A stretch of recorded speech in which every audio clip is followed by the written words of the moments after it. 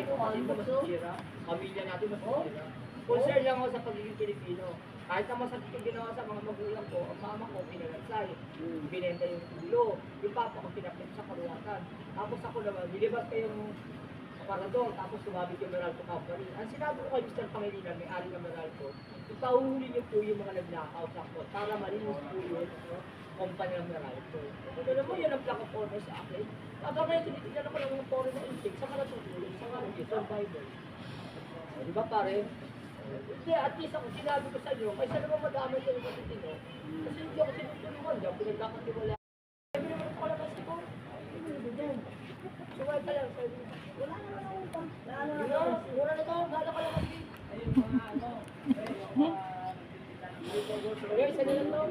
Isa na lang to. Yun na. Masahe ko lang. Meron lang ako.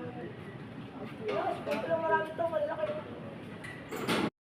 Sakit, no? Tapos hanggang ngayon, hindi ako tinutulungan. Pumunta na dito yung Koreano. Ano bang kasalanan ni Noel? Wala eh, sabi, pinagtitripan niya yata, sabi niya. Ba't daw chinachap, boss? Tapos ang dami ko social poster. Trip nila. Trip nila yung mga taga-Pangasinan. Pero balita ako, minamalas ang karuwatan. Ba't? Kasi lagi ako nasa Nazareno. Pinagpasuggest ko kasi. Ganun yun, tamo, ang balita, kinakarma karuwatan. Kaya huwag kayong gawin ng karuwatan para meron silang ketong na yung malas. O, di ba no, may kwento, no? Pinamalas.